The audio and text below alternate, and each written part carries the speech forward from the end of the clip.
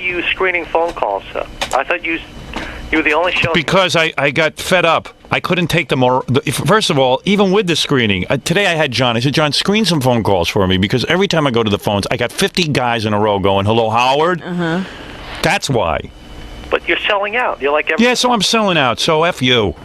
Okay? I sold out. Don't listen to the show anymore. Do me a favor. Do I know what's best for my show? Sometimes I plunk down the phone. Sometimes I want to get some people who might have something intelligent to say. But that's what's fun about it. Oh, please. Don't tell me what's fun about it. He's not having fun anymore. Don't tell me what's fun about it. I mean, it's just a pain. I mean... Oh, it's a pain for you? Yeah, I mean... So you'd rather have the phone ring and ring and ring and no one ever answer it for the entire morning. What if you had something really cool to say about a topic we were talking about and you couldn't get through? That's what made your show different from everybody All right, else. so my show's not different. Something. He now has an idea for a radio show. Go do it yourself. Go do an unscreened phone show, which I do all the time. What am I discussing my dynamic with this guy? You now have an in the market. Yeah. And meanwhile, I finally go today. I said, hey, let's here I was talking to you about something. I don't know what it was the other day, and I said, gee, maybe somebody knows some information. John should go see if someone's on the phone. So I said, hey, okay. So I said to John this morning, go see if somebody has some information. Start screening some phone calls. And we go ahead and we screen the phone calls. And what do we get a phone call about? Screening the phone calls. It's ridiculous. You're just like every other show. Yeah, that's right. I'm just like every other show. So stop listening. Yeah, don't listen. Just like every other show. What a scumbag you are. Stupid ass. What a dumbass. If he's enjoying listening to the radio, he's enjoying listening to the radio. What does he care? If he's not, he's not. Anytime, everyone says to me, we want the show to constantly change and be different. And then as soon as they do something different, everyone panics. Yeah, that makes it just like every other show, because I'm looking for somebody with some information on something. These guys are like purists of the Howard Stern show. Everybody figured out... There's a religion now. Yeah. Everybody figured out what I should do. And you are breaking the rules of the religion. Now, you're God. You make the rules. Right. But now you've broken them. Unbelievable. And with the guys I have screening the calls, it hardly makes a difference. Look who I have. I go back. Look at who got through. Yeah. I mean, look at that. What a dumbass phone call that was. That's cool. It was worthwhile. I don't see how the guy before him could have been screened. We couldn't even understand what he was saying. And I had a system where I asked John to screen some calls, slip me a piece of paper if somebody had something good to say. Of course, he hasn't slipped me. He slipped me one piece of paper. That was it. I don't like the phone. I don't like the phone caller that he's got on there. I don't even. It's just stupid. And it's like the whole system doesn't work anyway. You're a total jinx and a moron. You know what? That wacky guy who you said you don't know why he came on. He's searching around for an implant for his brain. Yeah. That'll help him. But why did you slip me a note so I know? Because I was writing it out when you picked it up for him. Douchebag. That guy's been on hold for at least 5 minutes. I've been watching you do the phone. Yeah, and I'm. You know what? The guy on the phone, the last call was right. I can't have someone screen the calls because I've got a moron screening the calls. The last call I thought was good because he it was good, but what do I know? You got to give me a note. I'm writing them down. You're not bright enough. You had that guy on hold for 5 minutes. I stalled for 5 minutes during the Ponce de Leon phone calls, waiting for you to slip me a note. You didn't. You're a total I was dolt. screening. You know what? You're a loser. You're a loser. You're a loser. Your girlfriend's pregnant, and you're a loser. You're a loser. Yeah? You're a loser. Goodbye. Fine. Leave the show then if I'm a loser. Go work for some winner. Yeah, jackass. Okay, back to the show. I go in there, right? I told him to go screen some phone calls. He's sitting back there talking to one of the interns. Yeah. I said to him, John, I told you to screen some phone calls. Gary screens them. I go, Gary's not here. Didn't he tell you to screen them? I'm not really sure how to do it. Oh, jeez. I go, are you stupid? You're not sure how to do it? You're not sure how to put someone on hold and write down a note? It's only been here 6 years. And he's writing a book out there. You write down, guy on line, you write line 3, right? This is what you do, stupid. Line 3. Guy has implant in brain. Boom. That's guy looking for implant. Yeah, whatever. anything. Let me see your brain notes. Implant. Let me see your notes. Go get them. Look, wait till you read these notes. 25 hours on a note. Can I ask a question? This is a college graduate. Yeah. Oh, he's a moron. If he screens a call and writes down a note, can he just hand it to the intern? and Yeah, have of the intern course. run it in? He doesn't have to, but he has to run in with a note. No, because I was screening more. I was trying to get a few for you. San Diego line. Guy Steve is looking for an implant in his brain to give him the sensation of orgasm. Well, when were you going to get this to me? See, okay. What good is it? Because I was going through the whole line. I was going to find a few good ones. No. You find one and write it. then you write it, Okay, and then you get it in. Because then this is the other guy I was writing you're out. stupid. No, because I was on the phone. I was writing this one out. This is the Orlando guy who was upset about you screening calls. I started to write All that right, one out. good. So All right, I you didn't did a know great just. job. I didn't know just give you one. At a time. At what point do you think you're going to get to these phone calls? I wanted to get like 5 good ones for you. and then come in. You don't do that. While I'm talking to one guy, you get another guy, and you have an intern standing by to run the message in. Okay, I just wanted to Because Tom won't buy a computer for these functions. I've already purchased. I've talked to Jeff Schick. I purchased a computer and more memory. I'm doing it. It's about $1,000 to me, but I got to do it. I can't wait for Tom to get in the 90s. All right, but you understand what I was just trying to get you like 5 good ones. That's the only reason. Yeah, but use your head. Just one in. And I got you. I mean, he guy goes to me. I see him He sitting can only back there. take one But no, He's at a doing time. nothing, But see, but he's talking to the smelly intern, and he's sitting there going, and he's going. I just got done ordering breakfast. But let me say one thing. By the way, he's not smelly. I've never smelled him. I have never smelled him. I mean, neither. No. I don't. Only Gary. Gary says he's a smelly intern. I'll tell you who smelled the other day was Gary. Really? Yeah. Let me tell you something. Yeah. That guy does not smell. You're so wrong about that because I'm not the only one. Kathy and a couple of the other Me and interns John are never smelled flunky. them. Today it's not bad, but I'm telling you, I can generally tell. You see, my desk faces a wall. Right. I can tell you when the guy's there Without turning around. Really? Is John the stupidest guy in the world? You know what? I got to be honest. I mean, I go back there. He's doing nothing but talking to the smelly Well, intern. that's not a good thing. And then I go not the back, truth, though. and then I go in and I say, John, can't you screen some calls? Did Gary talk to you at all? He goes, yeah, but I'm not sure how to do it. Yeah, because yesterday I did it wrong. And then I told him what to do. I mean, how many times are you going But to do it? listen, hold on. How do you do it Hold on, wrong? hold on. What did you Then do I just watched yesterday? Gary do it, and Gary had one, and then you kept going down the line. And Well, trying to Gary's as find more. stupid as you are. Howard, I didn't do anything wrong. I explained it to him. Yeah, no, he but- did it right yesterday. He just didn't write things down. It's simple as that. He did a good job yesterday. Yeah, but hold on, Gary. Let's just clear this up for a second. All right, I don't Hold want to on, talk about please, it. Take it out in the hall. No, just take it out of here.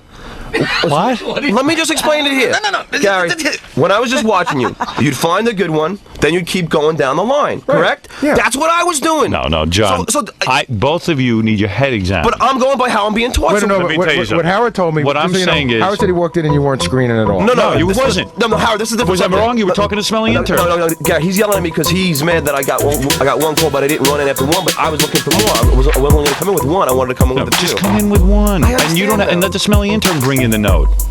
Where's the smelly intern? He Come does in smell, here. Howard. Really, No, he doesn't. And I like you him. smelled the other day. He smelled of what? Oh my! You must have just eaten or something yesterday. I think it was. What did you eat yesterday for lunch? You don't know. Oh my God! Give me a rough. When you came up to me at the HBO studios, we had to go down to HBO yesterday. Oh my God! I just ran in the back and just shoved a piece of turkey in my mouth. Wow, we did you smell? I mean, it was probably still hanging on my teeth when I talked to you. Man, he came up to me. I was like, whew. How often have you had that? Dude, for the record, I don't think you smell. But wait a second. The guy has even admitted that he's got a problem. Right. I usually try to sneak into Ganji's office and blow one, Yeah. I'm good, yeah. It's not farting, I think they're objecting to. Some kind of body Body odor. odor. you have. It's not even. It's not like BO. Like he doesn't shower. It's like a stale smell. I don't smell the dude, so for the record, I'll call you the smelly intern, but I don't smell you. Howard, really, I could bring 4 other people in here. I know you don't, but you don't spend enough time with them. I've been back there. Robin, have you ever I've smelled been him? by him. I've never smelled Me him. neither. I keep sniffing around. Ralph? It's not that he stinks. It's a smell that kind of builds throughout the day. I think too. It's like a mothball. I think Right, you it's got to. moldy. He's moldy. It's like he's rotting. Rotting.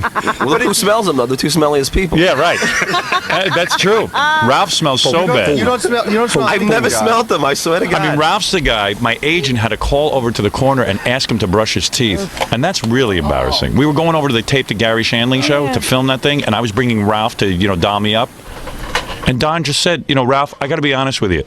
I think Howard is judged by the people he hangs around with. We're bringing you in there as a professional.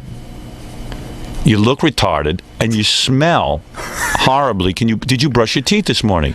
And Ralph was like, I'll chew a piece of gum. He goes, no. Could you please go upstairs and brush your teeth? I'm sorry to be that direct. but I can't go have you walking around Now, smelling isn't like that this. embarrassing? You know a what? grown man having to tell another girl And Ralph was like, brush his okay. You know what? Honestly, I had brushed my teeth. I had brushed my teeth already. I was having problems with my gums, and I was it was created this. All right, everyone, please go back and do your job. Smelly intern, you're going to be the one in charge of running the notes. John, you're... I know the whole system now. Why don't you put Steve in charge of running the notes? Because you don't know him No, that I'll run well. Steven. It might bother you if you have a strange face in the studio. Steve who? Oh, Gorilla? Oh, that's another problem. You want to go into all the intern problems? So, Gorilla's been here for... No, you let Smelly intern do it. No, okay. All right, then let Steve... You can work it out, Gary. You're in charge of the... I just think I that don't even understand. There's a problem there? I don't know. Gary doesn't want the Smelly intern doing I just think that if you're in the middle of a big rap... Right. Go ahead. That was no help either. Right. Yeah. I think if you're in the middle of a big rap or if you're in the middle of something interesting and a guy comes in that you're not used to seeing in the studio on a regular basis, it's going to throw you All a right, little fine. Whatever you decide. I personally like the Smelly intern, but that's my... He's seen him before. He knows yeah, him now. but that's okay. You do it your way. Guy's got his face tattooed on. Let Gary... Yeah, I mean, the guy put a tattoo of me on his back. bit. Yeah, we should let him close to you all day. Right. Do you understand now, though? Do you understand? I don't understand how Do you you guys mess up so No, bad. Howard, do you understand? I mean, you're out of college. You're 30 years old, Howard, man. but do you understand? Gary be a just taught me how to. Gary just showed me how to do it, and Gary was putting one on hold. Then he would go to another one, and I was just doing what Gary does. If I'm doing how I'm being taught. Hey, dude. Hello, Howard. Am I right or am I right? Oh, you're definitely right. I think you got to get a better office manager because whoever is getting all these interns has got to be the biggest idiot in the world. Well, in defense of Gary and Kathy who run the office, and, I don't know what their training methods are, but you got to, I mean, you're dealing with people who change every couple of months. Yeah, John doesn't change. That's true. I don't know what goes on back But there. we just said. You're right. He we doesn't just- change. Yeah, but we just established it wasn't me. It was just how I was being taught. You mean taught. Yes, he said he put one All on, right. one hold All and he right. kept going. Okay, now you know what to do, okay? Howard. No, but you see what I'm saying? It's ridiculous. Do you Isn't it want me to- ridiculous, Bob? And How you many know it's months? ridiculous. How many months to you're a dad? 4 more months. Howard, that kid that John's going to bring to the world is going to be, like, really sad because, You know look what at it'd John. be like? Oh yeah. Because yeah. why? Wait a minute. What? Because why? Look at John. I mean, he can't even handle phone calls, let alone, like, bring a child. Yeah, imagine Well, when do you he... know what it's going to be like? The little kid will teach John. He'll take John to the grocery Yeah. store. Yeah. It'll be like a parent. It'll be, Why, it'll you be like think- Forrest Gump. Parent with a normal kid. Oh, you think the kid's going to be smarter you than know how John? the universe works. Yeah, you hope. I've met most adults who have children, and their kids are as stupid as they are. It's not like the movies. Hey, thanks, dude. Thank you, Howard. Okay, man. Take care. Hey, how you doing? Hey. Yeah. Yeah. Howard, Right. what's with stuttering, John? What is this problem? I don't know. I don't know. The hero guy. of the stupid. Oh yeah. Okay, make fun of my stuttering, dude. I would never. What do you mean? Really, man? Really, man? This guy's got his OJ sound He's effect. all together. Hey, why can't you scream? If I wanted any crap out of you, I'll squeeze your head, sir. What? If I wanted any crap out of you, I'll squeeze your head. Yeah? Yeah. Okay, retard. Okay, retard. Yeah. What the hell are you doing? Calling a radio show, douche? This guy's got his own sound effects. He doesn't even need Fred. Yeah, I'm taking Fred's place. It's on my computer. Wow. Cool. Yeah, I mean, Fred, get with it, you know? Well, it's not Fred's fault. Well, why not? Get So a you think computer John? in there. You think John's a moron, huh? Oh, of course. Go back to Freddie. Go back to Freddie? All right, I gotta go. All right, bye, Howard. Now, were these calls screened? No. Maybe I'm going to go away from the screening. All right, we got to take a break, Robin. Yes. And when we come back, Go screen some more calls. yeah, I got to do the, what? You know, I got to tell you something. See, Oh, here's Gorilla. Let me tell you about Gorilla. So we're doing the movie and everything, and Gorilla's been here. Gorilla's like not a bright kid. And he's the kid who makes my potato every day. He's a real trooper. He's a good guy. I like Gorilla a lot. So somehow, I don't know how this all came about, but Gorilla wanted a job on the movie. And he's been here for so long. And he wanted to be my assistant on the movie. Right. And I really don't want him as my assistant on the movie. Because I want a professional. you're breaking his heart. No, wait a second. I want a professional in that role. No, just listen. Don't get all upset. hear you. I just. All right, all Let right. him tell the story first. I want to hear the whole Yeah. story. Phones are going crazy. All right, the phones are going crazy. Phones are going crazy. John, why don't you get in and work your phones?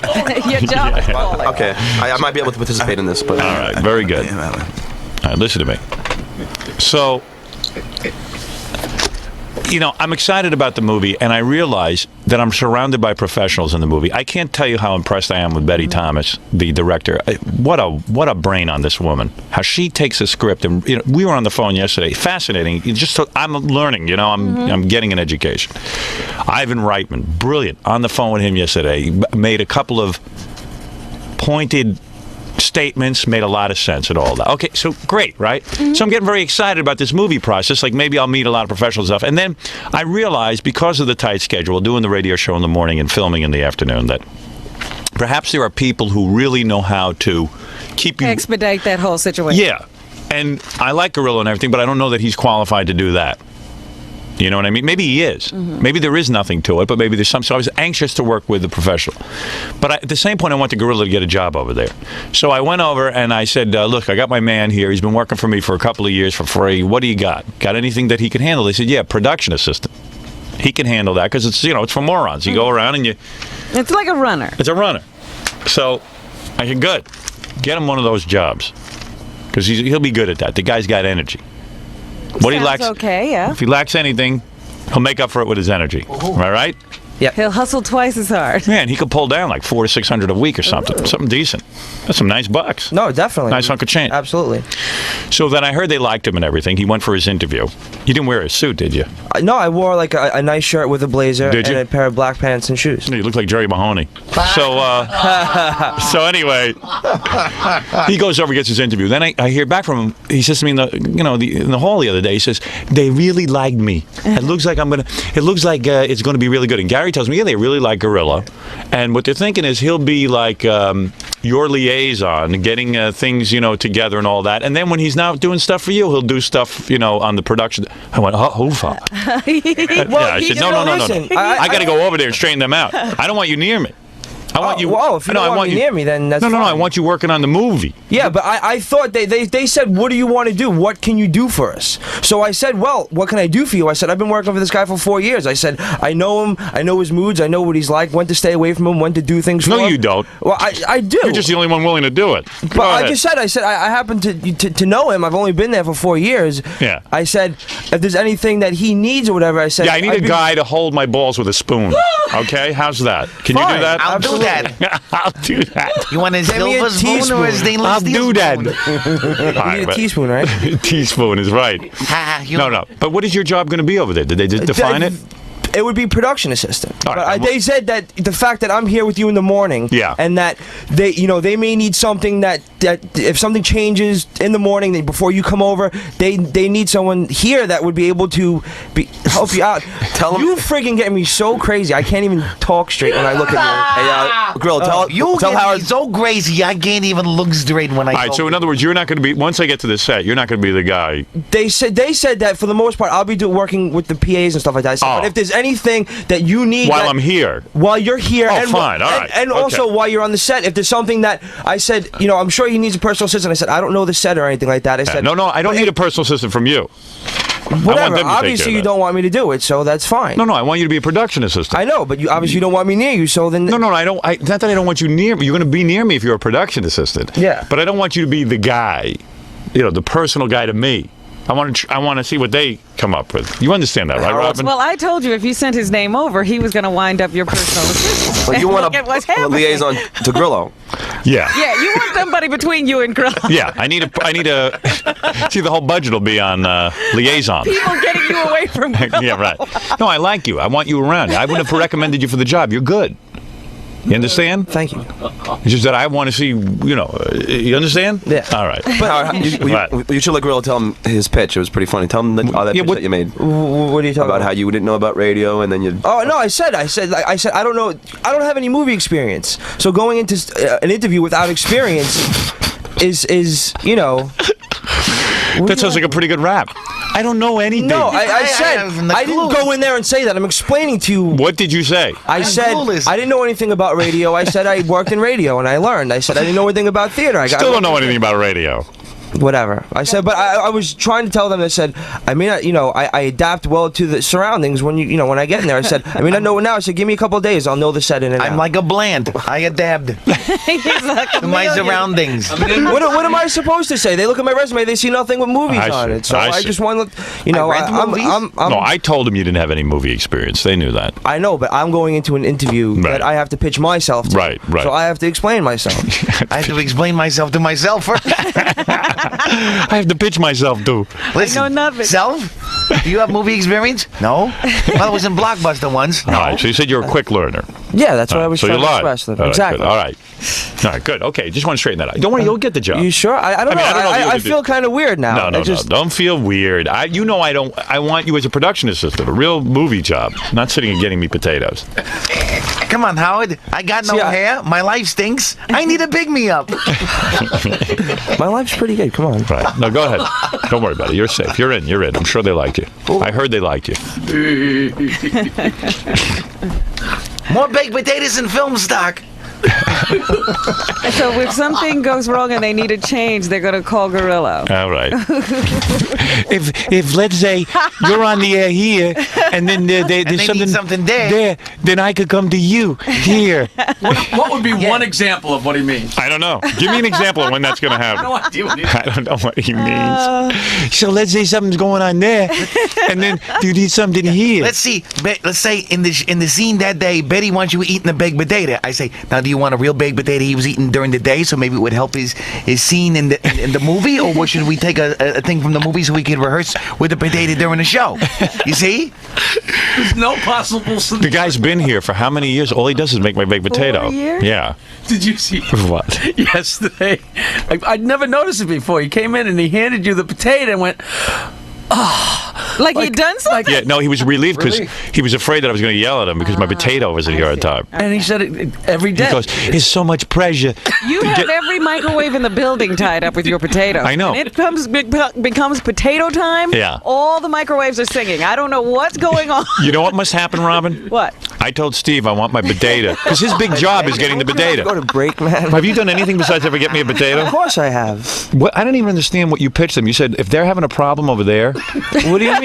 like what did you pitch them? Like I don't. What do you mean if they're having a problem with that? Like, you said that you'd be the liaison over here. No, I'm saying if just saying if there's a script change, if there's a scheduling problem, Yeah. you know what I'm saying? Right. Whatever. If you need something that you don't have here, there's me to go and get it to make sure you're taken care of before you get over to the set. And what's an example of that? Give me an I example. don't know. I'm just whatever. Shut up, Jackie. We just can't think of one example like that. That's all. What he's saying is if somebody sends over a note that Yeah. you need to see, somebody will hand you the He'll note. hand it. I see. All right. Maybe that- He will hand me the note. Here's the note attached to a potato. No, what happens with the potato? Yeah, what's the deal with the potato? All right, his big job is to get me the potato. Yeah. All right? And I go crazy when I don't have the potato because I'm hungry, because I'm dieting, and you know, I get really drained. So, okay. So I said, have the potato here by 10 o'clock, please. Which it was yesterday. Right. It wasn't late. And try to have it during a commercial break so I could eat. Mm-hmm. So every day he's been pretty good, but so he has to go buy the potato. He buys them, then he's got a microwave. Now, I think if Scrub it first. then he's got to scrub it in the bathroom, which is holes in it. Which I'd almost wish he didn't. But anyway, Where would you want me to scrub I'm it? just joking. Oh, okay. He scrubs the potato. Don't disturb the routine. Right. I'm not going to It's start it. working now. Yeah, where would you prefer?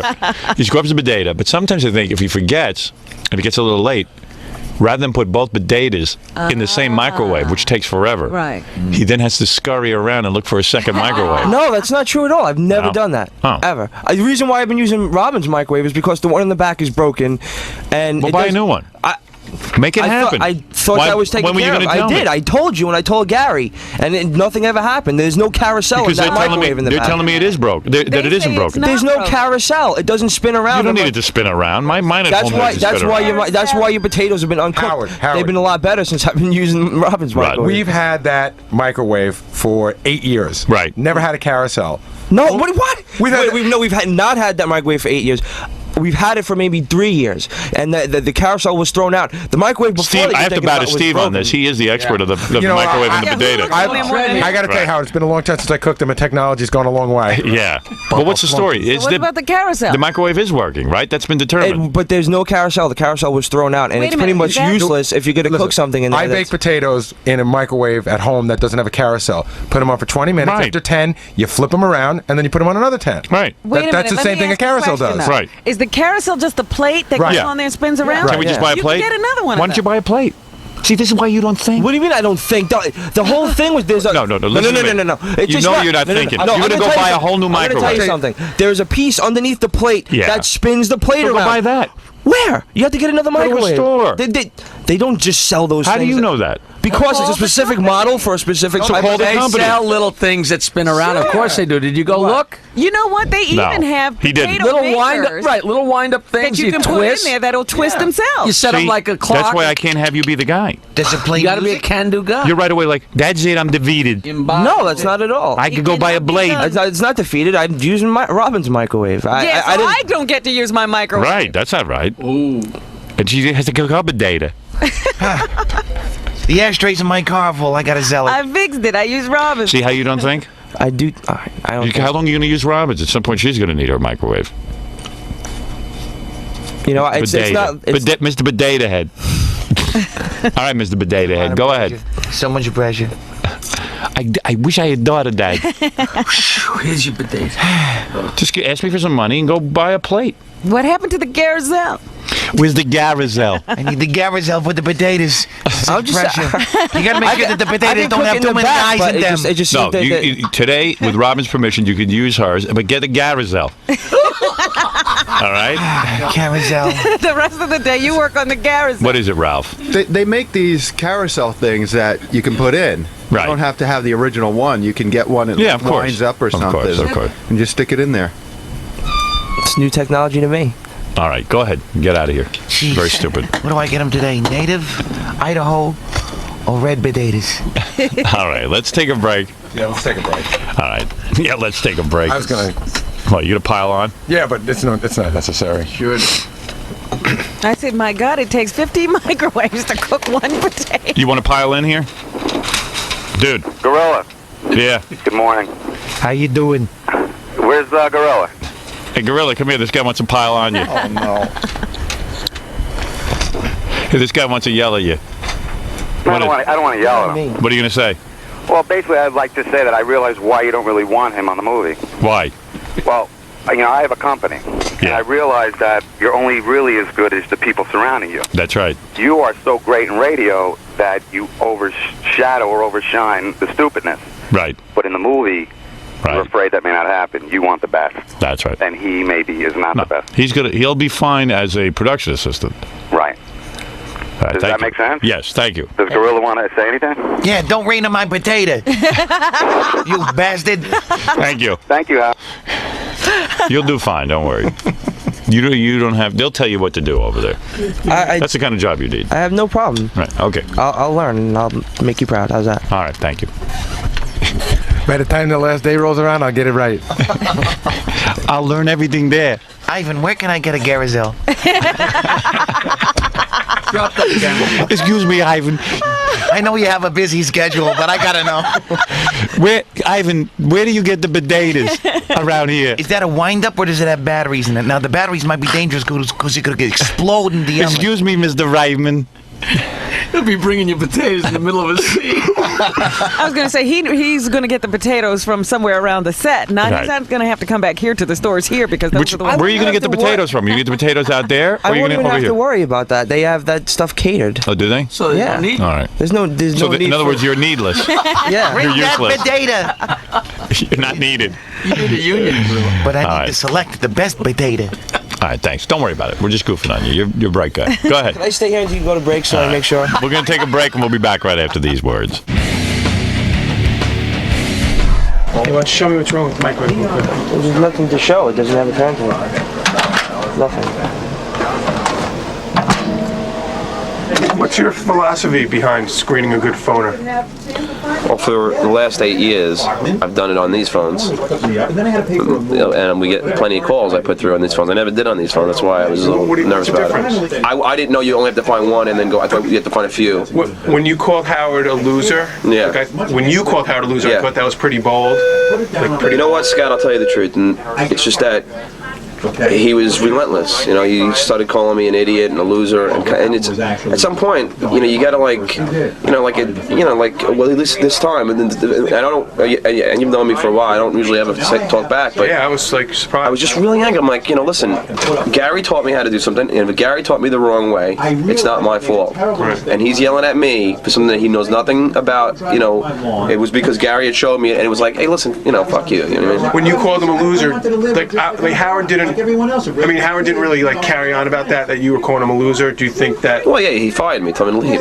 Oh, okay, yeah, I guess you're right. I guess you're right. Yeah, he was more just. You know, like it's not. There wasn't any thought process like I'm gonna go do that. Snap. It was just like snap when it's like if I was calling you, Scott, if I said to you, you're a loser, you're an idiot. You know what you want? You're an idiot. Right. At some point, you're gonna say your defense is hey, fuck you, man. You know what I mean? And that's what I did. And that's the equivalent of saying fuck you. You know. Well, if he fired you, then you know what? If he fired me for fighting back, if he fired me because he called me an idiot 10 times and I called him an idiot once, sleep at night. Then I could sleep at night saying, "Hey, listen, you know, I defended myself. If someone, like I said, if I was on the street and somebody started pushing me, I'd be an idiot to not, you know, defend myself."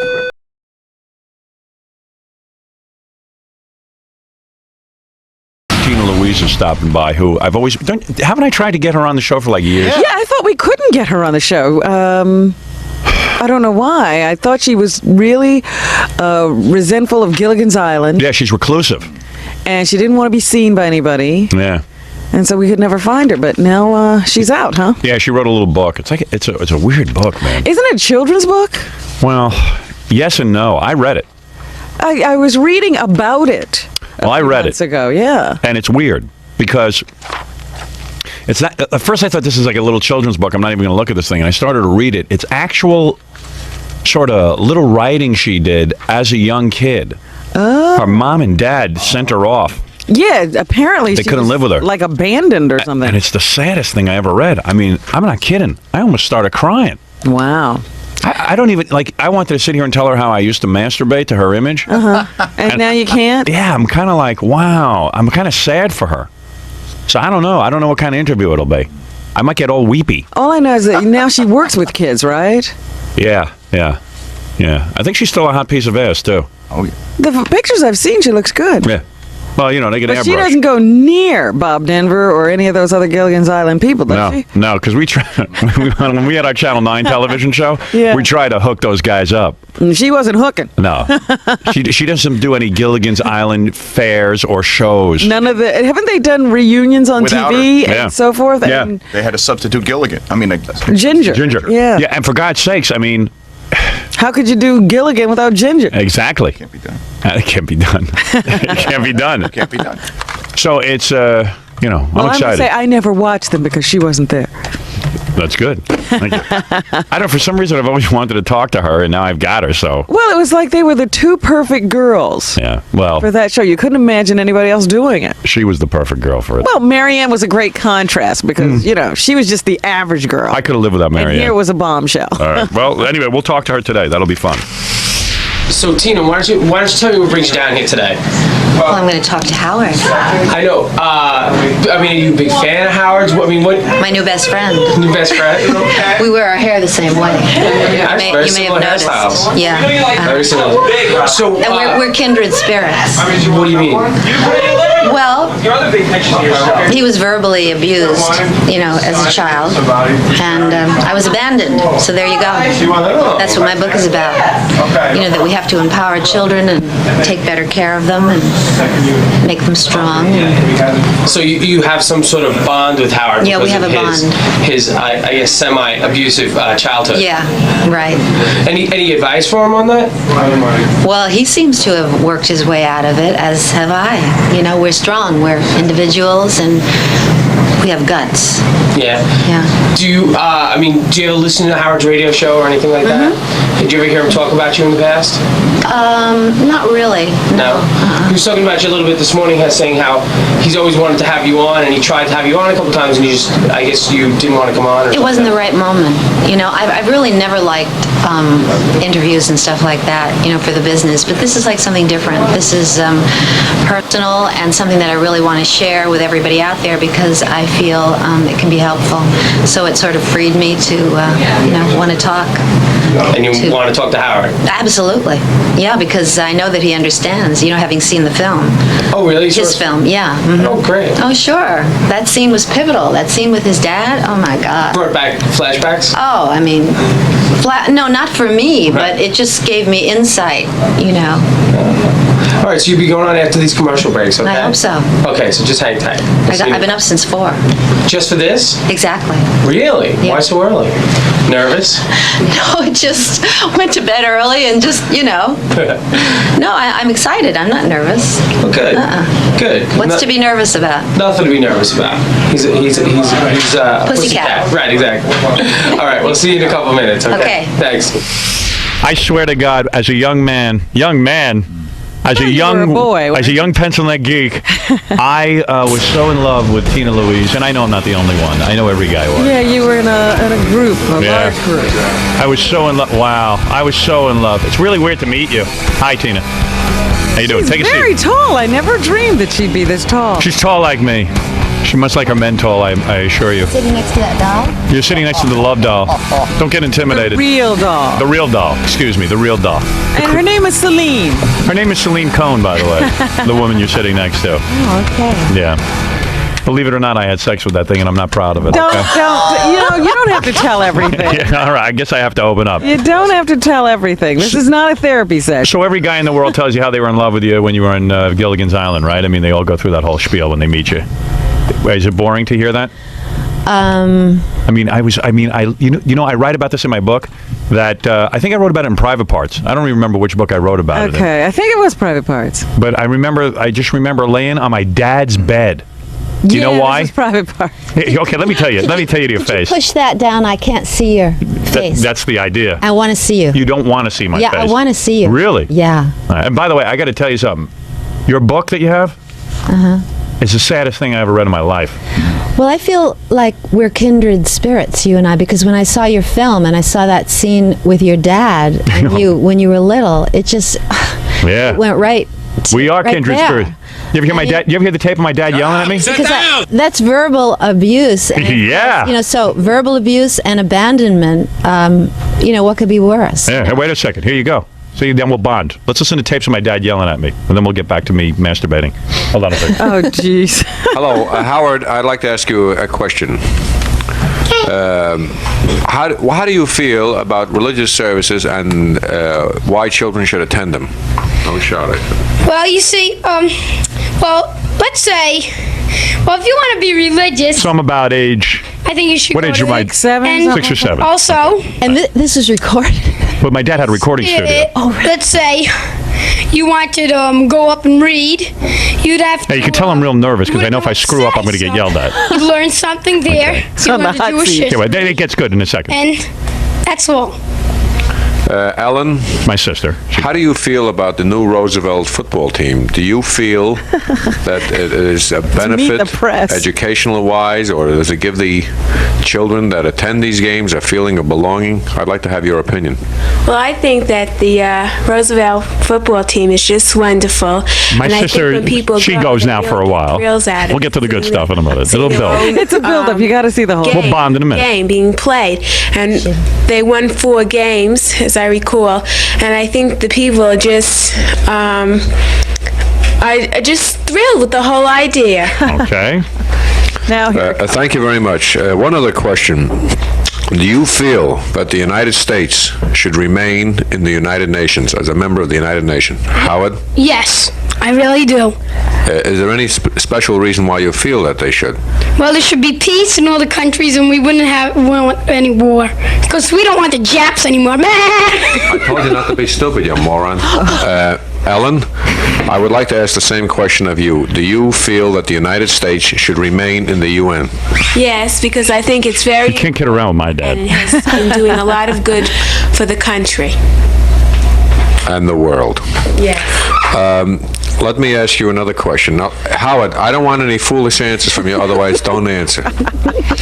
President Kennedy now is going around the country asking the people to vote for Democrats. He wants more Democrats in the House of Representatives and the United States Senate. I do get through it. Do you think that the president is doing a wise thing I in learned going my around lesson. the country asking the voters to support him by electing Democrats? First, we will hear from Howard. Yes, I do, because if we didn't, let's say, have Democrats, there'd be presidents, Oh, man. presidents, and where would the Democrats come in? Alan Stern. Uh-oh, he's pissed. Oh, a lot of pressure. No, there is a lot of pressure. Well, he can A get, lot of pressure for a little boy. he can get mad. Wait, here. He can get real mad. I'm Hold a on. Wait. Democrat. Do you feel that the United States should remain in the United Nations? I don't know. I can't find all my tapes. I can't believe that. Where's all the rest of my cool tapes? That's incredible. Where's Shut Up and Sit Down, you moron? Shut up and sit down. I think it's part of a I mean, you did so well. That's incredible. More Democrats is that so He that was so they will fresh. support the program in Congress by voting. I don't have the good stuff. Issues that he's interested in. That is the reason. Now I'll play this back. Uh-oh. That ain't the bad one. No, that's not the one where he really gets you. I don't know. He just does the shut up, sit down. That was during a singing thing, and I'm not sure at what point. We don't have that one? I've got the shut up, sit down isolated. I mean, No, I've got you all don't the have other it on stuff. the, What other, give me everything, will you? Here you Why go. can't I get my tapes? Play for Tina so I can bomb with her. Anything. How do you get on with him today? Oh, fine. Hey, you can't yell at him. He's Can't yell at me. I'll kick his ass. You tell him to shut up? Yeah, I tell him to shut up. No, he doesn't. Oh, yeah. You do not. No, he's cool. My dad's cool. It's just, You would never speak to your father that he way. yells at you a lot. He yells. He calls you an idiot and a moron if you're not that bright, which I wasn't. But I don't want to be reminded of it. You know what I'm saying? Yes, you were. But you had a really sad story. We're going to get to your story in a second. But let me tell you about what I used to do to you. So the first time, I don't know how old I was when I figured out, some guy at school told me that you could pleasure yourself. I had no idea what he meant. No idea. Couldn't figure it out, Tina.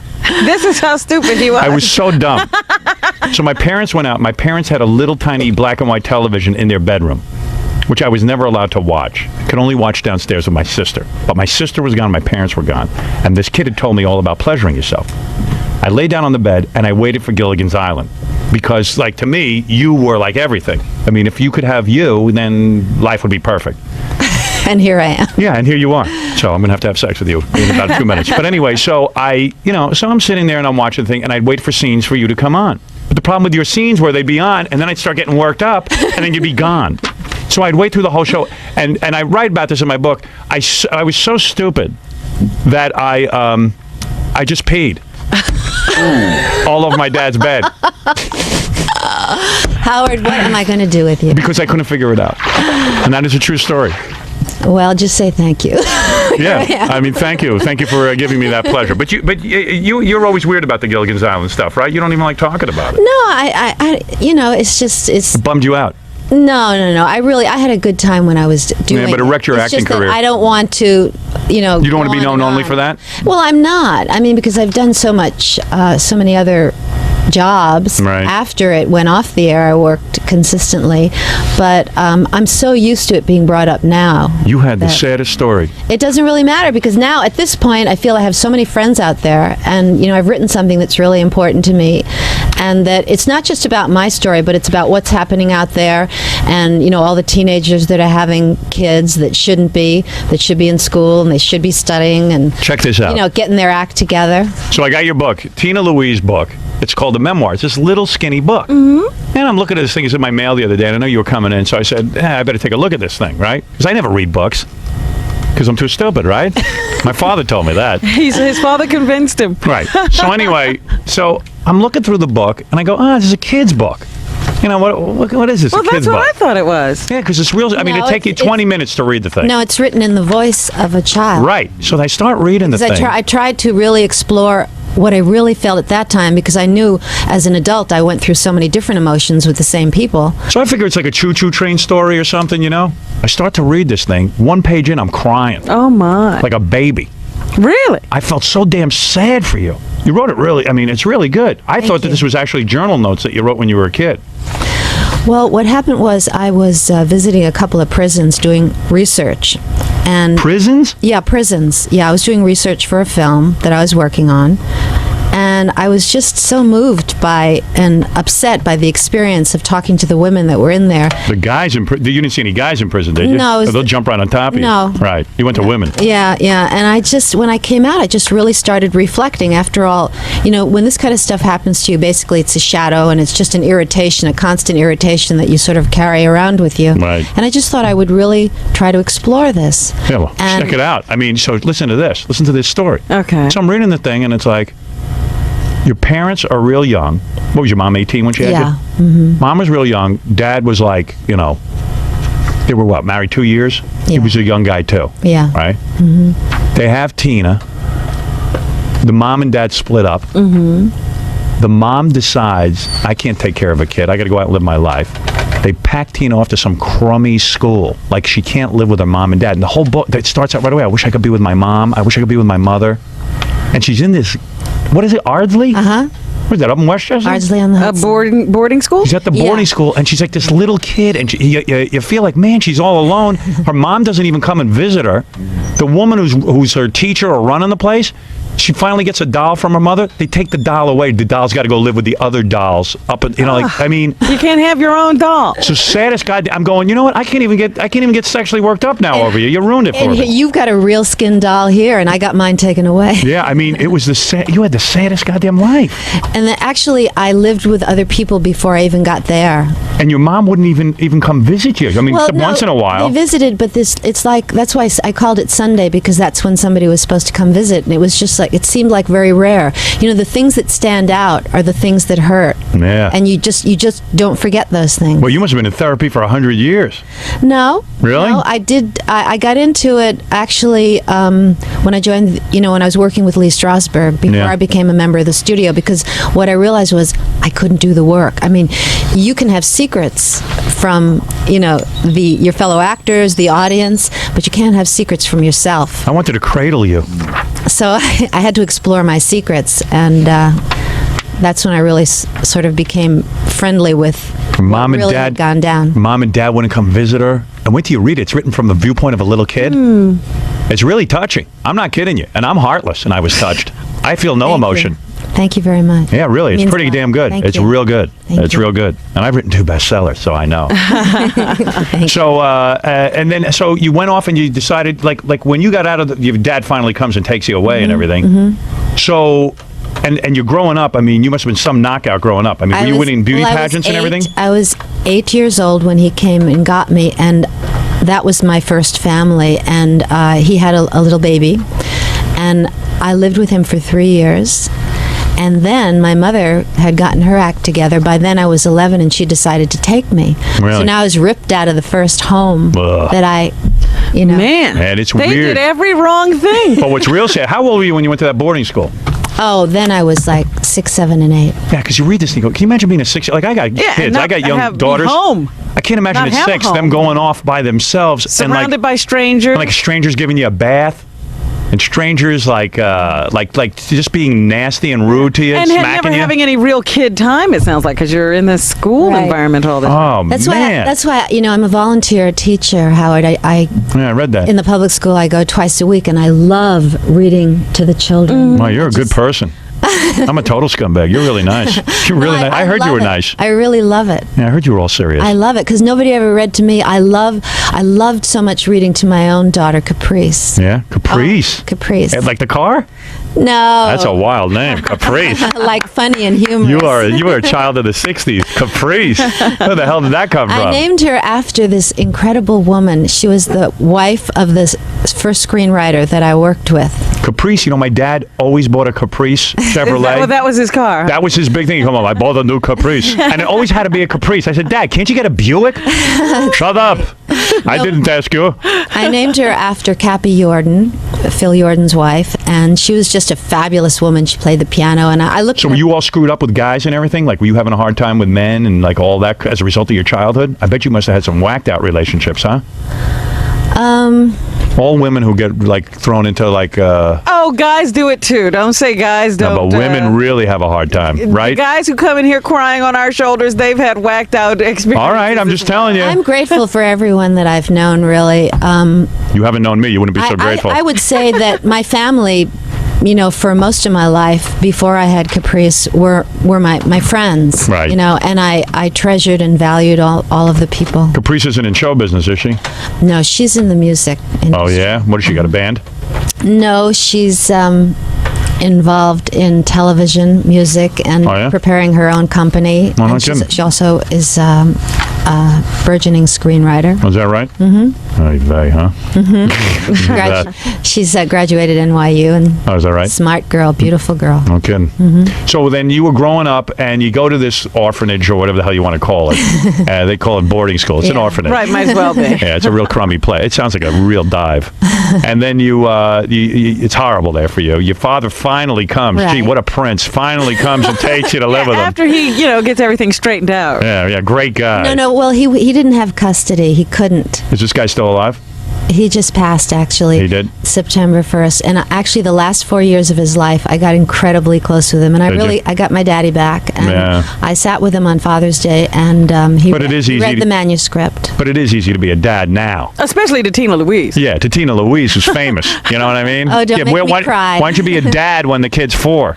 Well, Yeah, knucklehead. I'm reading in the paper today, Tupac Shakur's father's fighting to get half of his estate. He was never around when the kid was alive. Yeah, that happens a lot. And now he wants half of the money this kid earned on his own while, he was here. Judge said forget it. Thank goodness. Yeah. The judge had the wherewithal to say, get out of town. Yeah, he was like, hey, you contributed $7.50. You took the kid to the movie once. He saw you once. Yeah. No, the most important thing is to fight for the right to see your child. You know, what happened with me after that was when my mother took me, unfortunately, I didn't get to see my dad until I was 23. Nice. Yeah. Your mom sounds like a real princess. What's her story? She's still alive, too?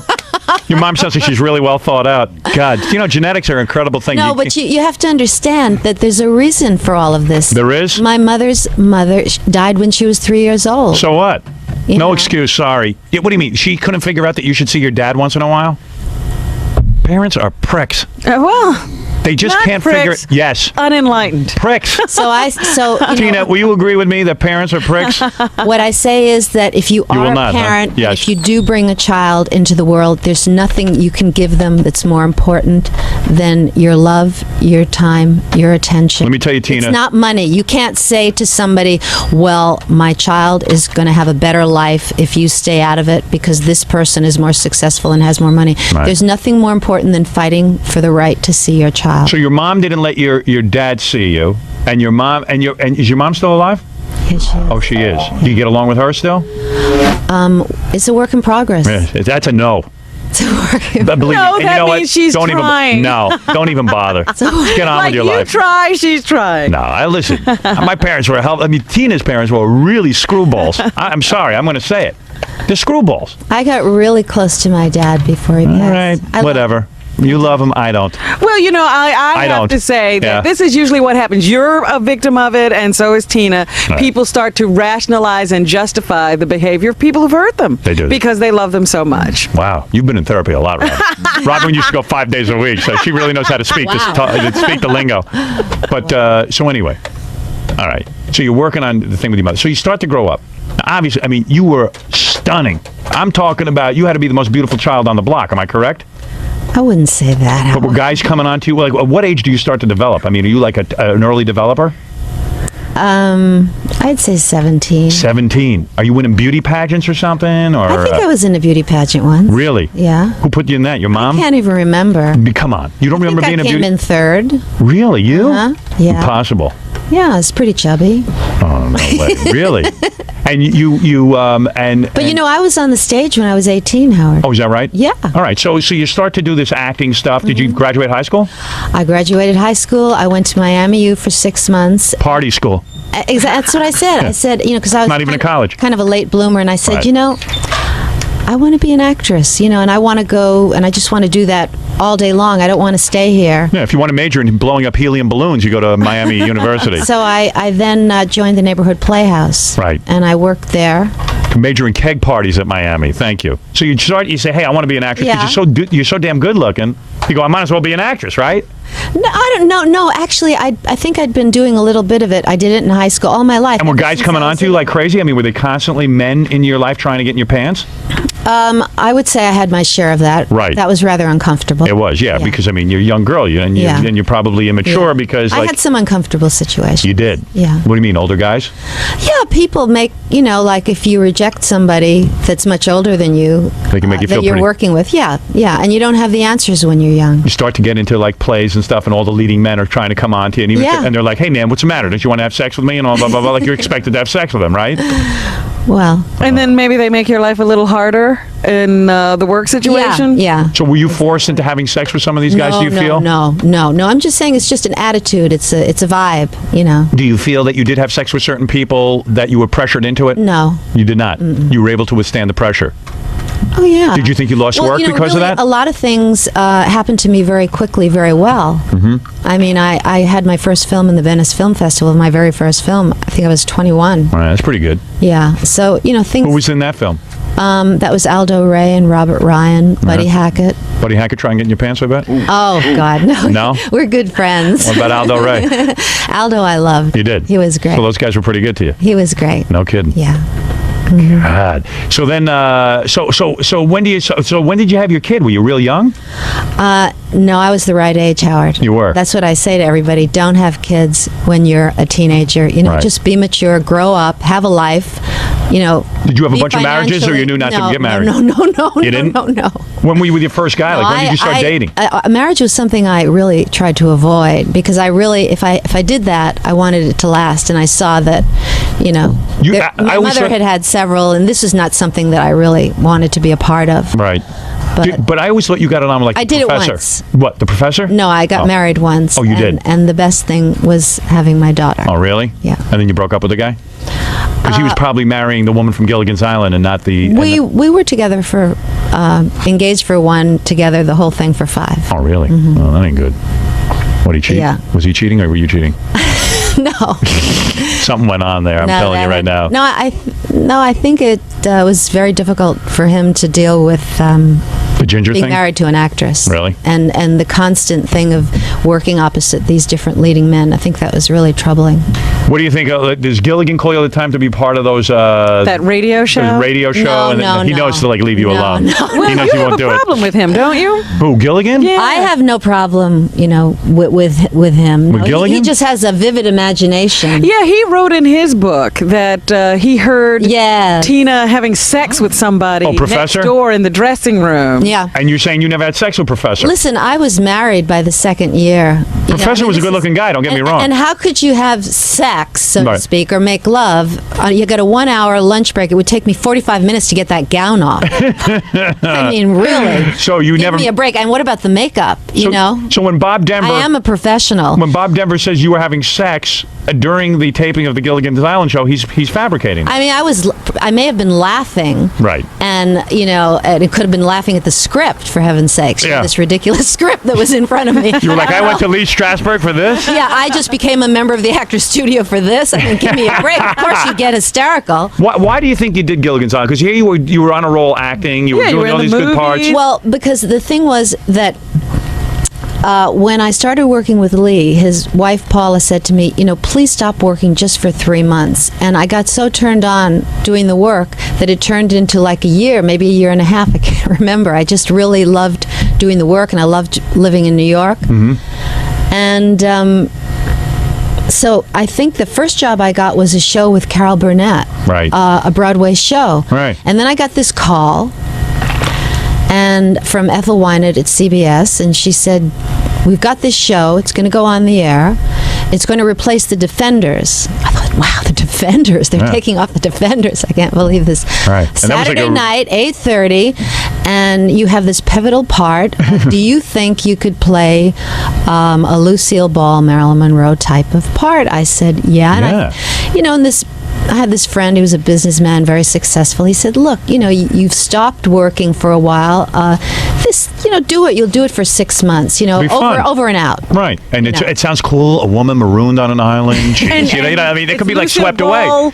Marilyn Monroe, Yeah. and it's replacing the Defenders. Right, sounds like a perfect situation for an actress. So I thought 6 months, and then you show up and it's a guy in a skipper's outfit running around with Gilligan, Bob Denver. Well, worse than that, actually, the director tried to change the whole concept and make the part into a bitch, and I said, well, this is just not going to work. This gal all dressed up like this, being bitchy. I said, this is not what I was told. This is not going to work with the public. Right. So I went to the Although it would have been funny, like every time Gilligan comes around, you just smack him in his head.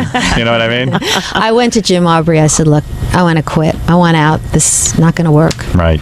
And they wouldn't let you. And no. I said, this is what I was told. This is how I think it's going to work. And he fired the director and he hired Dick Donner. Right. And that's when the show really took off. And we started camping. And, everybody been playing dress up ever since. Yeah, right.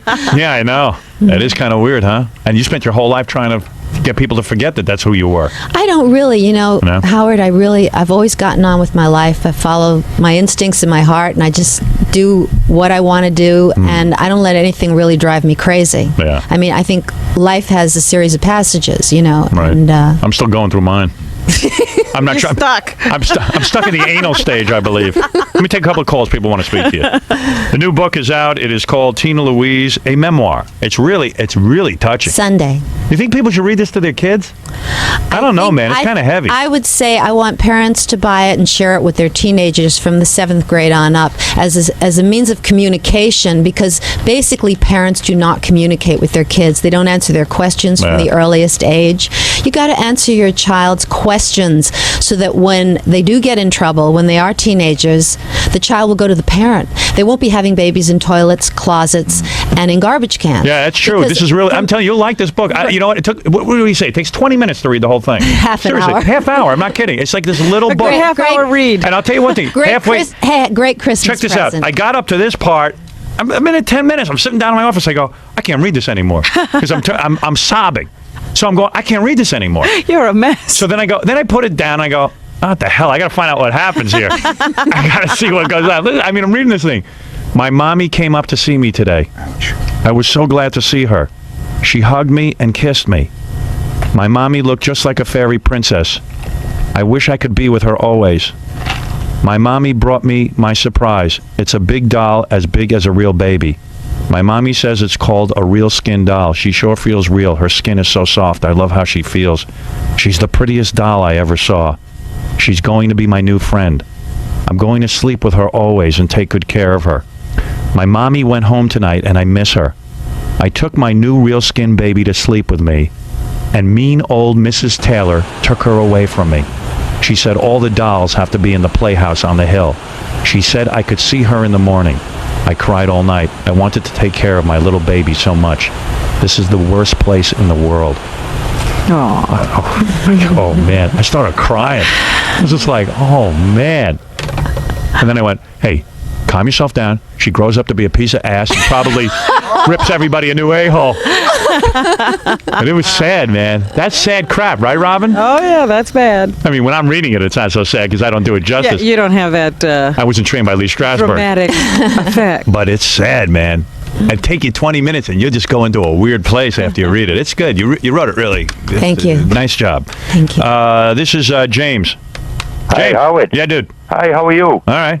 I was trying to get in touch with you for a few days now. I heard you talking earlier about how Tina has not met her father till she was 23. Well, I'm 30 years old now, and I have never met my father. And within the past couple of weeks, I've finally got some leads as to where he is. I'm working with a DJ down here on WBCN, where you air in the morning. Yeah. And he's been helping me out. He said his name over the air a few times. Is that what disc jockeys do now? They help guys find their dads? Yeah, we're reuniting people on the radio. Gee, you know what? I got to really get with it. We're behind. I'm just getting people nude massages. I don't know, man. Is that what this guy's doing on BCN? Yeah, well, I called him up as a favor and asked him, and, I told him... Sure he's not a gay DJ and he's just trying to come on to you? I mean, usually if I help someone... up with that? It's a really hot girl. And I go, hey, I'll help you find your father. Sure. So, no, you're saying just out of the goodness of his heart he did this. He said he would see what he could do for me. That's nice. Hey, that's good. That's great. The city right next to mine. He's been living there all my life. I just found out. Yeah. He's been so close by. I don't know, man. Tina, you had a bad life, man. I'm telling you. I had a great life, actually. Nah, you She had a bad childhood. Her life hasn't been so bad. The childhood wasn't too great, but life's been great. It has really? Yeah. Oh, all right, that's really. good. Yeah. Especially when I had Caprice. Yeah, Caprice, huh? She was the beginning of my real family. No kidding. Yeah. Well, this Caprice, I'll have to meet her. Yeah. I'll give her my advice. I'll be her father figure. Yeah, Mike, go ahead, baby. Hey, buddy. Yeah, Tina, when I was 12 years old, was when I first learned how to pleasure myself.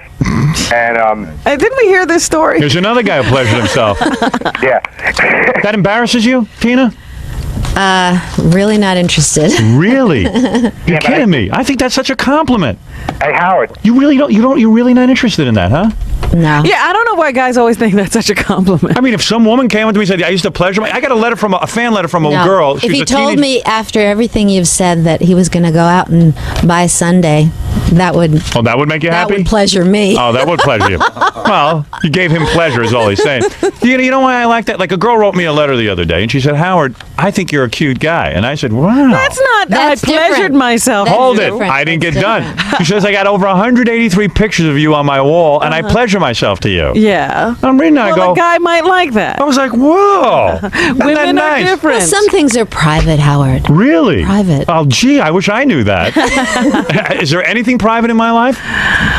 Look, you just saw my reaction to two girls on the floor. You guys were riveted. I was reading the newspaper. Oh, Women are different. Women are different. Something wrong with you women. I wish you girls could be more like guys. It's so much easier No, that no, way. you don't. I wish I was a gay man. Just go into a bar and have sex with a guy and then You be ought to over. be careful what you wish for. Women make it too much work. I'm exhausted from it. Suppose somebody, some guardian angel is listening to you, and tonight she turns you into a gay man. Oh, no. You know, it wouldn't be the worst thing in the world. You don't know that. I'm watching the Elton John special the other night. The guy's having a perfectly fun time. Did you see that thing where he's running around on tour and all that? Yeah, I saw that. I go, hey, get a big pair of Donald Duck outfit Right, and wear glasses that and high go out and have wig a on good your time. 50th birthday. I love it, Tina. I don't know. Dress up. Everything to me is sex. I'm a very sexual person. You see, you're not, Tina. I can tell. Because you had too much of a rough childhood. I'm visual. You're visual? I like beauty. You do? Mm-hmm. Well, look the other way when you look at me. I'll put a bag over my head. You'll have no problem. Hey, all right. Remember the Cleopatra? You addressed as Cleopatra in one episode. Yeah. I remember that one. That was the one. That was it That for was you? the one that did it for me. Yeah, that was. I like the one where you put on the play with the rest of the crew. I love that yeah. Shakespearean one where they make Shakespeare Ophelia. Hamlet Yeah, that was a fun. musical. That was good. Yeah, you know what? I say embrace it. I think it's great. I think Gilligan's Island is No, great. I had a ball. I Yeah. mean, the shows wouldn't have lasted this long if we all didn't have a good time doing what we were doing. Yeah, I met Mary Ann once. We met Gilligan and Marianne and Yeah, I did a sketch with them. I did a great That thing. was it. I don't know if you ever heard about it. Did you ever hear about this? So Gilligan and Mary Ann, they're coming on my old TV show. I go, what the hell am I going to do with Gilligan and Mary Ann? I said to Gilligan, I said, hey, dude, hey, you think you mind doing a sketch? I figured he wouldn't because he was wearing the same dopey hat and the beachcomber pants and the sneakers. And I'm like, wow, this guy's like, I don't know, man. He must be He's like really into it. He's so into never being got Gilligan. over it. He's totally into being Gilligan. Yeah, but in a big way. And Mary Ann came in. She was kind of a good sport. Did you get along with her? Oh, yes. Yeah, she seemed real nice, and she looks great, and she's just real Very fun. nice girl. I said, look, I wrote a sketch. I'm not going to give it to you ahead of time because if you read it, you'll never do it. you'll leave. And they said, you're kidding? It's that bad? I said, yes. Let's just get right on camera and do it. So I played you because you wouldn't show up, obviously. And on the first scene, I'm with Gilligan. We're on the island, and it's horrible now because we've been there so long that there's no food, there's no cigarettes, there's nothing. You open up, it's me, dressed as you, and I'm walking hand in hand with Gilligan. We just came out of the bushes, we had sex. And I'm smoking my last tampon. We never had sex. I know. This was like Gilligan's Island warped, you know? So I'm smoking a tampon because there's no more cigarettes left. And I just had sex with Gilligan. And we're starving. Lo and behold, we come up to me, Mary Ann, and Gilligan. Skipper's gone, Jim Backus is gone, everyone's gone. I come up to a dead Alan Hale. He was still alive at this time. And he's laying there dead. We decide to eat him. because we have to have a meal. Oh my! So it was me, Gilligan, and Mary Ann eating the dead carcass. What is it, Gary? I'm a little disappointed. Why? You forgot to tell her about the part where I, dressed as a monkey, offer you my boogers for dinner. Oh yeah, right. my God. And since I'm ginger, I won't eat You your had booger. to run in there with that. Yeah, thank you, Gary. It's a great sketch. I'll send you a copy. I know you'll love it. It's the most bizarre thing you've ever seen in your life. No, Marianne, Dawn and her mom taught me how to make my first Thanksgiving dinner. Oh, really? Yeah. Boy, I'd like to be there for that.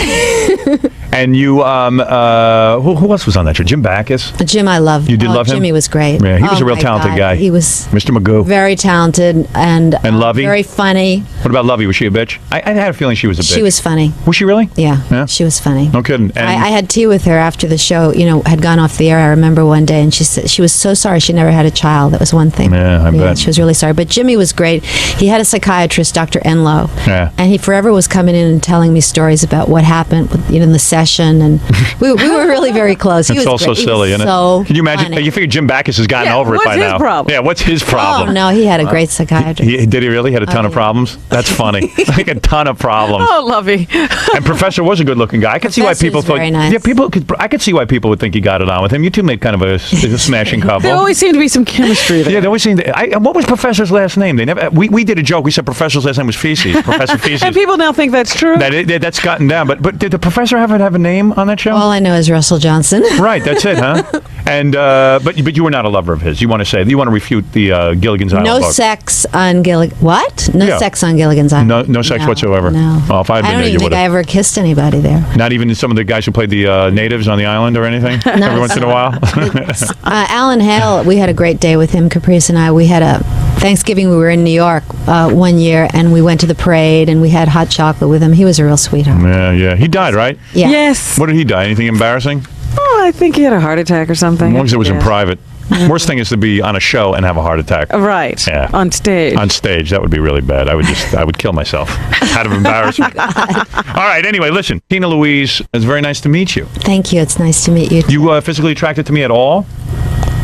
I think we're kindred spirits. What does that mean exactly? That means you're friends. Oh, I see. All right, well, I understand. I'm like Professor. You're just a friend. No. Yeah, all right. I think you're terrific. And You do. I was really looking forward to meeting you. I'm not going to get into the other areas. Well, let me tell you, I love you. Thank you. You don't know how much. Thank you. I spent many times thinking about you. Thank you. Thanks for coming on the show. Thanks. All right, we're going to come back. Yeah. There's one thing you forgot You're still about. there? Yeah, go ahead. Here, listen to this, Tina. Don't scream and don't talk not too close. When I give you this signal. What'd you say? What's the matter? You stupid? Yeah. Spy on Art. Did you hear That's my dad. Yeah, what's the... You got That's what tape? you were looking for, right? Yeah, you got. Yeah, how come I don't have that? You have to have that, don't you? We played it. That's my dad yelling at me. What's the matter? You stupid? So what? Old man had a couple of things to work out on me. We survived, you and I. He was We having survived. a tough day. You survived. No, we survived. I've got serious problems. No, we survived. All right. But anyway, thanks for coming on the show. Thank you. All right. Tina Louise, everyone.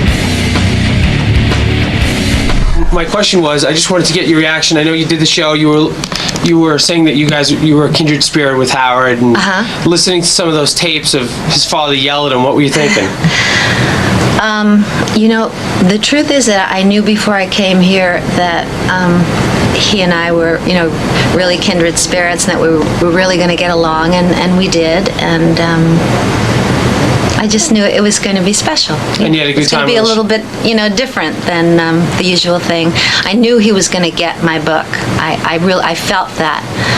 All I had to do was see that one scene in his film with he and his father, and it really hurt. It hurt me because I know, because I'm very sensitive to the way grown-ups treat children, and I just knew that we would have a special time.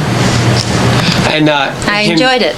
You enjoyed it? You had a good time? Absolutely. And him telling you about how he was attracted to you, and listen. always thought you were good. I don't concentrate on that too much. I really don't. It's the heart that really interests me. All right, so you had a good time? Yeah. All right. Would you come back again? All right, so maybe we'll see you soon. Okay. Thank you, Tina. Okay. Okay, take care. I could talk about Gilligan's Island all day. It is a part of the culture. Yeah. Tina's not into rapping about it, but I'm telling you, man. That show, that was magic. That was a seriously messed up show. I bet you there was all kind of crap going on that we'll never know. Like what? I don't know. I just picture a bunch of angry actors. I can picture everybody angry. You know what I mean? The show was real stupid. And, it was totally dumb. yeah. And, you know, actors get pissed off. The thing about it was people kept coming to the island and getting off, but these wackos couldn't figure out a way to leave. Yeah. It's great. How about that guy who shows up on Gilligan's Island in a submarine one episode? And he's got a goddamn submarine, and he manages to get off the island in one episode. In a half hour, he's gone. Yeah. Didn't you think it was odd when you watched the reruns that the same guy kept showing up on the island as a different person? Yeah, you know what that guy's name was? Vito Scotti. That's right. Yeah. I never knew that until... Was that really Vito Scotti? That's Vito Scotti. Wow. That's the guy. Every week, same guy. Because that name became sort of famous. You know, everybody was like, well, it's Vito Scotti. Yeah. And nobody knew who Vito Scotti was. Vito Scotti. You know what my favorite Gilligan episode ever was? Go ahead. Just because the show was so stupid. Yeah. Gilligan gets 3 wishes. Mm-hmm. So, of course, he finds a lamp. And, of course, the first 2 wishes, he wishes something stupid for. Right, because he's an idiot. So now they get that 3rd wish, and they're going to... I would have killed him. Right.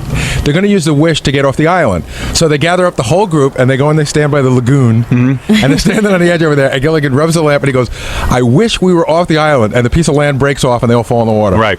And then they're off the island. Yeah. He was such a dick, Gilligan. I would have killed him, little buddy. But don't you get the impression Tina's, like, really bummed out by Gilligan's Island? Yeah. Like, every time I was asking her about it, she was in pain. Well, it just seems like it's one of many things she's done. But I know. But to us, it's I know, the most but it's important the only she's done. thing, yeah. I mean, no offense. You can't fight that tide. No. I mean, I know she's done, like, hundreds of movies and stuff, but... It would be like me trying not to talk about this show. Right. You know what? after Fred it's Gwynn over. went to his grave with that attitude. Yeah, Fred Gwynn was pissed being Munster. Yeah. And he was great as Munster. And Munster was a great television show. One of the best interviews John ever did was the interview with Fred Gwynn. Fred Gwynn. Yeah, we might have to dust that off. But Howard, I got to tell you, I understand where he's coming from because I remember being in the movie theater and seeing the Cotton Club. Yeah, and everyone, I know. I saw the Cotton Club in the movies Happened every too. time he showed up on Everyone screen. went, hey, that's Munster. Herman Munster. Herman Munster. And the same with that court movie. My Cousin Vinny. My Cousin Vinny. My Cousin Vinny, man. He was the judge. Everyone goes there, hey, that's Munster. And every guy had to turn to his girlfriend, that's Munster. Yeah, somebody had to say it first. All right. But Tina, I've seen her in other interviews. She's always talking about some other movies and stuff that she did. And well, it's on her bio. She was in the Stepford Wives. And that's right. And it did say that she was on Dallas, but I don't know if she was on for a long period of time. Couldn't have I been. think she was on just for like a season or maybe Right. half a season or something. Nice lady and everything. I mean, really screwed up childhood. Well, who hasn't? Yeah. Yeah. Not Gary. He was like Leave It a Beaver when he was a Is kid. that right? Oh, He yeah. had Ward Cleaver at the house. Oh, yeah. He sure did. Among others. A regular beaver. Look at those teeth. Right? Yep. I'm a Beaver tooth. So, yeah, I don't know. Gilligan's Island, man. Some great episodes there. We should just do a whole show one day, recall our favorite episodes and talk about them. Because that would be really dumb. I don't commit things to memory like that. The only one Gary I really does. remember... Yeah, Gary's perfect. That's why I love Gary as a producer. Yeah, the only thing I really remember is the time they did Hamlet as a musical. Yeah. Another great one was where the professor made the special potion that was supposed to glow because they knew that some spaceship was going to be coming by and they hoped they could show the glowing of SOS. Right. And they were supposed to put up this big thing that would go around and around and show it glowing, but then Gilligan accidentally drank the potion. Right. So at the end, Gilligan had to spin around and glow. Right. Yeah, because Gilligan started to glow, yes. Yeah. I remember one where there was a love potion invented, and I think Ginger was in love with Gilligan. That's right. That's right. And then there was one where there were cannibals who were going to eat them. They were locked in a cage. I remember that. And the cage looked like you could break it with your foot. Right, it was all wood. The and worst rickety. props, yeah. The worst. And then I remember one where Skipper was sick of coconuts. They had to eat coconut this and coconut that. And You are incredible because Yeah. I don't remember these plots. yeah, I'm not good at this either. I was really like... Is there a book that lists all the plots of Gilligan's Island? I don't know. Should be. Could you research that? I will. Maybe there's a Gilligan's Island website or something, because I would really like to dissect each episode. Because I just enjoyed their everyday lives. Like, Yeah. I like to watch Gilligan ride the bike that did Right, the laundry. or just, the laundry, the cooking, all the stuff they had to sort of figure out how to do once they got there and couldn't get off. But it is weird that like Professor and Ginger didn't fall in love. I mean, it was weird. The other thing that used to crack me up was that everybody stayed in the same outfits except Mr. and Mrs. Howell. They had tons of outfits. Yeah, they always had new clothes. Lovey. Thurston Bowell III. Yeah, I'm like, they were on this little pleasure cruise. Yeah. They weren't packed. How'd they get new clothing? I don't know. And they were always paying Gilligan to do stuff. Like he could do anything with that stupid money. John's got a favorite episode. Come in and tell me. He's writing me notes on the computer. That makes me crazy. Nancy, you're on the air. Hi there. Hi. Hi. I have a real life story about Tina Louise. Yeah, what happened? Well, at the local mall here in King of Prussia, Pennsylvania, it's a pretty big mall. I was in the restaurant myself, but my friend is a waiter there. Yeah. And there was a long line to wait, and all of a sudden some old bag sits her butt down with her old husband. And he walks up to her, it was his station, and he said, "Oh, I'm sorry, ma'am, you can't sit here, there's a waiting line." And she said, "Do you know who I am?" And he said, "No, I don't, and I don't particularly care." And she said, "I'm Tina Louise." And all the wait staff turned around and looked, and he said, "And who is that?" And she said, "I'm from Gilligan's Island." And everybody just turned around and laughed, and she was all indignant. It was disgusting. Might not have been her. Yeah, you never know. No, seriously, you know, like it could be someone going around saying, "I'm Tina Louise from Gilligan's Island." Although, why I don't know if she's there for a book signing. Because maybe she kind of looks like her or something. I don't know. She doesn't strike me like that. In fact, anything, she's trying to downplay it. Yeah. Well, she seemed very nice on the radio, and as soon as I realized who it was, 5 minutes I heard she was off the radio. Yeah. But it made me sick because she was being so nice. And is the woman that was there a little older, you know? Well, she's 50, older, but 60, what? 50, 60-ish. Well, yeah, she's about 50. I'd Yeah. say. Yeah. All right. I bet you it was her. I don't know. Never know, but I don't want to she was badmouth nice her. here. She was nice here, so I don't want to badmouth her. Oh, boy. That's all we seen her know. in action. Really? Yeah. All right, later. Bye. Bye. You never know. Yeah. What was your favorite? My favorite episode is when they leave the island and they go to the haunted house. You remember that? There's like, and Vito Scotti played like the How did they leave the island? I don't remember. Gary might remember this one. You know. I go to the, you know, like. I love when he describes stuff. Yeah. Gary, come and help me. That's a weird noise. Does that hurt your throat? No, it doesn't hurt my throat. You know. So, no, describe the episode. You don't need Gary to help you to describe a Gilligan's Island episode, do you? Hey, Howard. Yeah? I already found the website that lists every Gilligan's Island episode. Again, print them out for tomorrow. We'll do that first thing. Again, you know which one I'm talking about? Where they leave the island, they go to a haunted house. I don't remember that one. I'm telling you. They go to a haunted house. Yeah, there's like Igor and his, you know, and then like, you know, Dr. Frankenstein or whatever. I don't know who the other guy is. Should ask Tina. She would know. I can't believe nobody remembers this one because it's the only one that they leave the set of the island. Really? Well, you have a way with a story, I got to tell you. I've never seen a guy who can't explain Always anything. leaves us flat. We have this weird vibe going on now. Every time John wants to tell me something, Gary has to stand next to him and translate. No, because you are so impatient. I need the info. I feel intimidated by it, and so I'm already going into it going, he's not going to, I'm not going to, you know, do it right. You know what I mean? So then it's hard for me to explain things to you. Because like, usually like, I have 5 seconds, spit it out, and I'm like, that's like telling a stutterer, you know, it's like, it's hard enough already to get a story out that quickly.